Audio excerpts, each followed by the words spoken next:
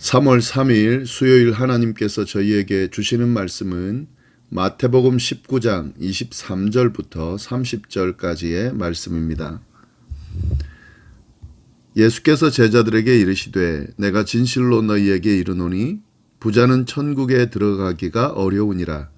다시 너희에게 말하노니 낙타가 바늘귀로 들어가는 것이 부자가 하나님의 나라에 들어가는 것보다 쉬우니라 하시니 제자들이 듣고 몹시 놀라 이르되 그렇다면 누가 구원을 얻을 수 있으리이까? 예수께서 그들을 보시며 이르시되 사람으로는 할 수 없으나 하나님으로서는 다 하실 수 있느니라. 이에 베드로가 대답하여 이르되 보소서 우리가 모든 것을 버리고 주를 따라 싸운데 그런즉 우리가 무엇을 얻으리이까? 예수께서 이르시되 내가 진실로 너희에게 이르노니 세상이 새롭게 되어 인자가 자기 영광의 보좌에 앉을 때에 나를 따르는 너희도 12 보좌에 앉아 이스라엘 12 지파를 심판하리라. 또 내 이름을 위하여 집이나 형제나 자매나 부모나 자식이나 전토를 벌인 자마다 여러 배를 받고 또 영생을 상속하리라. 그러나 먼저 된 자가 나중되고 나중된 자로서 먼저 될 자가 많으니라. 아멘. 오늘 말씀은 어제 저희가 나눈 부자 청년 사건 이후에 예수님께서 그와 관련하여 제자들에게 가르침을 주시는 그런 내용이 나옵니다. 영생을 얻는 방법을 묻는 청년에게 예수님께서는 계명들을 지키라라고 말씀을 하셨는데요. 그 청년이 모든 계명들을 다 지켰다라고 대답했습니다. 그 청년에게 예수님은 그의 소유를 다 팔아 가난한 자들에게 주고 예수님을 따르라고 말씀하셨습니다. 그런데 이 청년이 계명은 다 잘 지켰지만 예수님의 마지막 그 이야기인 소유를 다 팔아 가난한 자들에게 주고 예수님을 따르라고 하는 그 명령을 따르지를 못했습니다. 왜냐하면 그가 재물이 많아서 그 재물을 다 가난한 자들에게 팔아주는 것이 가능하지 않았기 때문에 그렇습니다. 그래서 그 청년은 그 재물 때문에 근심하며 떠나갔습니다. 많은 재물을 선택한 게 되는 거죠. 영생의 길보다는 많은 재물을 가지고 있는 그 재물을 결국엔 선택한 것이 되는 겁니다.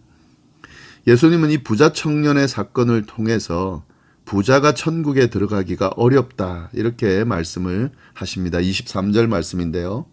예수께서 제자들에게 이르시되 내가 진실로 너희에게 이르노니 부자는 천국에 들어가기가 어려우니라. 그러면서 예수님이 이어서 말씀을 하십니다. 24절 말씀까지도 볼 필요가 있는데요. 다시 너희에게 말하노니 낙타가 바늘귀로 들어가는 것이 부자가 하나님의 나라에 들어가는 것보다 쉬우니라 하시니 낙타가 바늘귀에 들어가는 것은 굉장히 어려운 거죠. 아주 불가능한 겁니다. 그런데 그것이 부자가 하나님의 나라에 들어가는 것보다 쉽다. 이렇게 이야기를 하는 거죠. 하나님의 나라에 부자가 하나님의 나라에 들어가는 것이 어렵다. 앞에 이야기한 것을 더 자세히 설명하는 겁니다. 그런데 여기서 낙타가 바늘귀에 들어간다. 어떤 해석들 중에 이 바늘귀가 예루살렘의 작은 문이다. 그래서 낙타가 들어갈 수는 있는데 아주 힘들다. 거의 불가능하지만 가능성이 있는 것처럼 그렇게 해석하려는 사람들이 있습니다. 그런데 이 작은 문이다, 바늘귀가 작은 문의 이름을 이야기한다라고 하면 그건 잘못된 거예요. 왜냐하면은 이 작은 문이라고 하는 것은 예수님 지금 당시에 만들어진 것이 아니라 그 이후에 만들어졌기 때문에요. 이 예수님이 말씀하신 바늘귀가 작은 문이다. 그렇게 이해하는 것은 잘못됐습니다. 아마 부자는 천국에 들어가기 어렵다라고 하는 이 말에 이 어려움은 어렵게라도 어떻게든 들어갈 수 있는 여지도 있다 하는 그 의미로 이해를 해서 이렇게 이해를 하려는 것 같은데요. 그건 아니고요. 예수님이 지금 이 말씀을 하시고자 하는 말씀은 완전히 불가능하다는 것을 이야기하려고 하시는 겁니다. 부자가 하나님에 들어가는 것은 완전히 불가능한 일이다. 부자가 하나님 나라에 들어가는 것이 완전히 불가능하다라고 할 때에 이 부자라고 하는 의미, 이 의미를 잘 이해할 필요가 있습니다. 그러면 이 세상에 있는 많은 부자들은 하늘나라에 들어가기 힘들다는 것인가? 또 하나님 나라에 들어가는 것이 불가능하다는 것인가? 뭐 이렇게 생각할 수가 있죠. 예, 그건 아닙니다. 말씀을 잘 이해할 필요가 있는데요. 이 당시도 마찬가지예요. 이 당시에 있는 사람들도 이 예수님의 말씀을 받아들이기 힘든 그런 상황이었습니다. 왜냐하면은 이 당시 예수님 당시에 그 부자들은 큰 복을 하나님의 은혜를 입어서 큰 복을 받은 사람이라고 믿었습니다. 그래서 그 받은 복으로 하나님도 섬기고 사람들도 섬긴다 이렇게 믿었기 때문에요.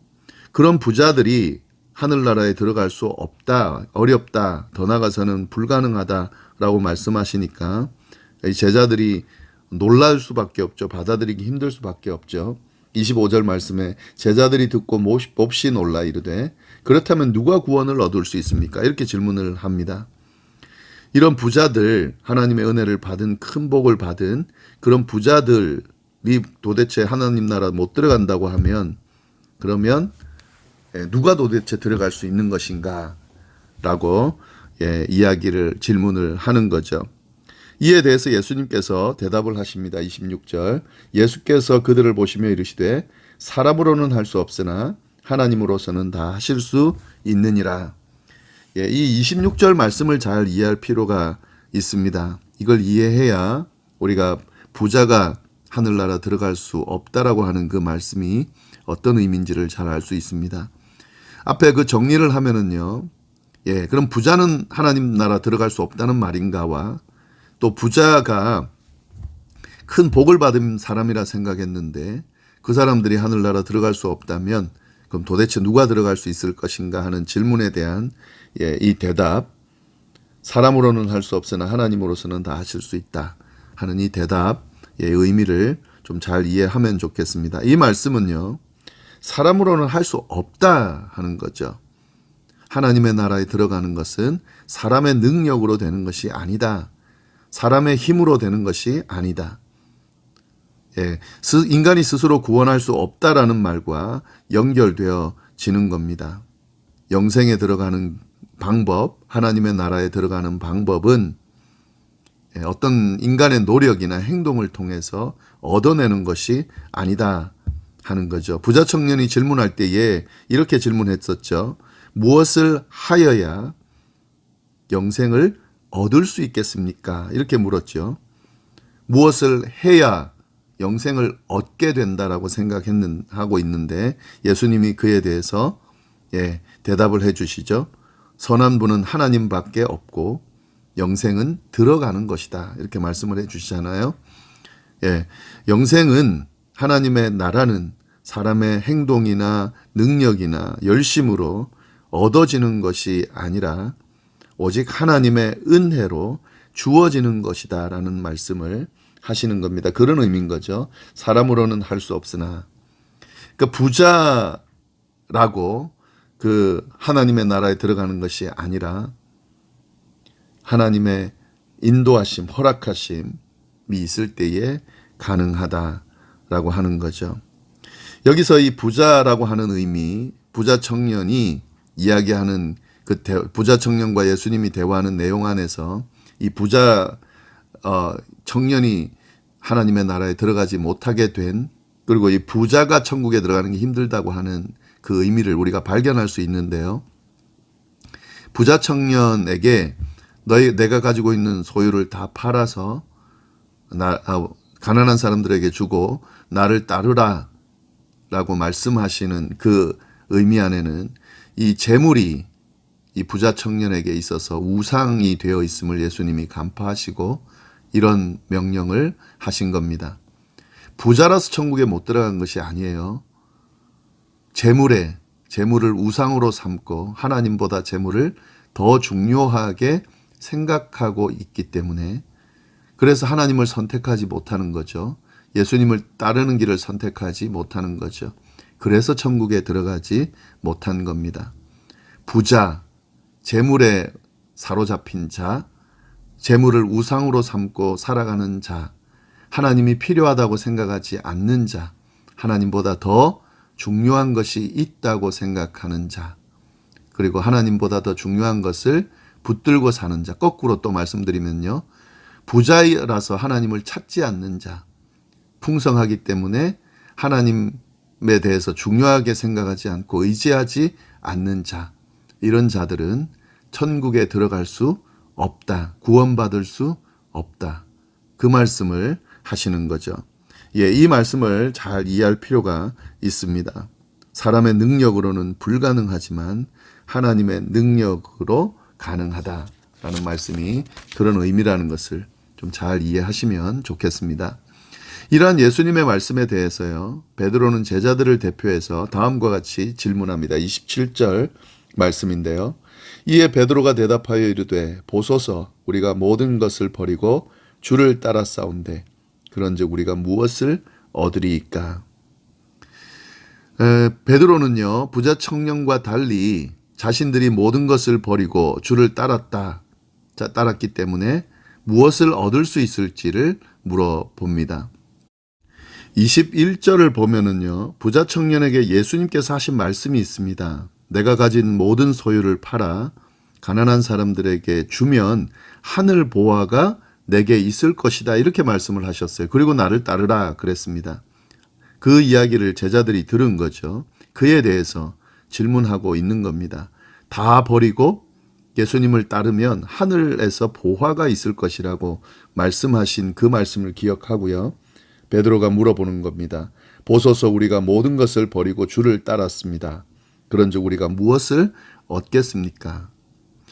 예수님이 이 베드로의 질문에 대해서 대답하시는데요. 그들이 받을 상급에 대해서 이야기를 해 주십니다.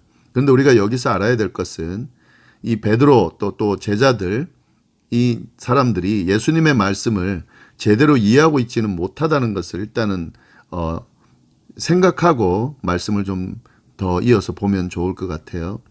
이들이 묻는 질문은 정말 하늘에서 주어지는 그런 하늘 보화, 하나님의 뜻에 합당한 예수님이 말씀하신 것을 기대한 것은 아닌 것 같습니다.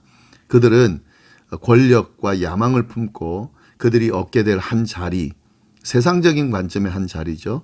그거를 지금 기대하면서 지금 물어보는 질문이다. 이렇게 볼 수 있습니다. 왜냐하면 요 뒷부분에 가면은요, 결국에는 누가 크냐라고 하면서 자리 다툼이 일어나거든요. 네, 그 내용을 좀 생각하시고 보시면 좋을 것 같고요. 예, 그래서 예수님은 이 베드로의 질문에 대해서 대답을 하시는데 28절 뭐라고 대답하시냐면 예수께서 이르시되 내가 진실로 너희에게 이르노니 세상이 새롭게 되어 인자가 자기 영광의 보좌에 앉을 때에 나를 따르는 너희도 12 보좌에 앉아 이스라엘 12지파를 심판하리라.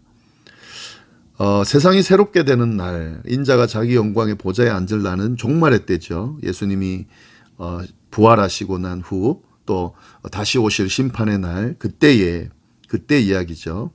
예, 예수님이 재림하시는 그날, 이 세상을 심판하러 오시는 날, 그때 예수님을 따르는 제자들은 12보좌에 앉고 12지파에서 심판을 받게 됩니다. 이것이 그들이 받을 상급이죠. 여기서 심판하리라는 말씀, 이 심판하리라는 말씀은 예수님처럼 같이 앉아서 심판하는데 참여한다, 이것이 아니에요. 여기 심판하리라는 단어는 심판한다는 의미도 있지만 다스린다라고 하는 의미도 있습니다. 여기서 맥락적으로 보면은요, 이스라엘 12지파를 다스릴 것이다, 이렇게 보는 것도 맞을 것 같습니다. 예, 그래서 제자들이 받을 상급, 하늘 보화, 하늘에서 줄 보화가 바로 이거죠. 예수님과 함께 영광의 자리에 앉을 것이고 와 함께 이스라엘 12지파를 다스리게 될 거다라고 하는 거죠. 그리고 그 상급이 또 더 나옵니다. 29절, 또 내 이름을 위하여 집이나 형제나 자매나 부모나 자식이나 전토를 벌인 자마다 여러 배를 받고 또 영생을 상속받을 것이다. 이 땅에서 무엇을 잃어버리든 예수님을 따르기 위해서 잃어버리는 것들, 그 손실은 비교할 수 없는 그런 충분한 보상을 결국은 받게 될 것이다 예수님을 따른다는 것이 이런 의미다는 것을 말씀해 주고 계십니다. 그리고 모든 복 중에 축복 중에서 가장 큰 영생을 상속받을 것이다. 예수님을 따른다. 다 버리고 따르는 자에게 얻어질 그 내용을 상급을 이야기해 주고 있습니다. 이것이 바로 사실은 그 부자 청년에게 한 이야기죠. 그리고 부자 청년이 받게 될 수 있었던 그런 상급입니다. 어쩌면 재물보다도 더 큰 엄청난 그런 상급, 그가 그렇게도 바라고 있던 그 수많은 재물을 갖고 있음에도 불구하고 뭔가 갈급해서 영생에 대한 갈급함으로 예수님을 찾아올 수밖에 없었던 그 답을 찾을 수 있었을 것임에도 불구하고 그가 재물 때문에, 많은 재물 때문에 그 길을, 예수님이 제시해 주시는 이 길을 따르지 못하고 결국에는 이 영생을 상속받지 못하는 그런 길로 가게 됐다 하는 거죠. 그러나 제자들에게는 이런 것들이 주어질 것이다 라는 말씀을 하는 겁니다. 네, 30절. 그러나 먼저 된 자가 나중되고 나중된 자로서 먼저 될 자가 많으니라. 하나님의 나라에서 일어날 역전 현상을 이야기해 주고 있습니다. 부유한 청년같이 이 세상의 삶을 추구하는 자들은 영원한 나라를 얻지 못하고 잃어버릴 것이지만, 제자들과 같이 모든 것을 다 포기하고 따르는 자들, 비록 이 세상에서는 나중된 자 같지만 또 소외된, 그렇게 인정받지 못하는 자들 같지만 결국에 그들이 하늘의 상급을 받을 것이다 라고 하는 말씀을 이야기해 주고 있습니다. 오늘 말씀은 예수님을 따른다는 것이 어떤 의미인지를 잘 보여주고 있습니다. 우선순위를 하나님께 두는 것이 얼마나 중요한지, 우상에 넘어가지 않도록, 특별히 재물의 우상, 돈의 우상에 넘어가지 않아야 함을 잘 이야기해 주고 있습니다. 우상에 넘어간 사람들, 재물에 사로잡힌 사람들, 영생을 얻기 힘들다, 불가능하다, 하나님보다 다른 것을 더 사랑하는 자들, 하나님보다 다른 것을 더 붙드는 자들, 이런 자들은 하나님의 그 상을, 하나님의 나라를, 영생을 받기 힘들다, 불가능하다라는 말씀 하시고 계시고요. 그리고 구원은 행위가 아니라 오직 하나님을 믿음으로만 가능하다라고 하는 말씀을 해주고 있습니다. 그러면서 이 세상 것에 매이지 않기를, 세상 것에 사로잡히지 않기를, 오직 예수님만 믿고 따르기를, 천국 상급을 기대하면서 끝까지 예수님을 따르는 이 길을 잘 완수하며 걸어가기를 바라는 그런 하나님의 음성도 이 안에 담겨져 있습니다.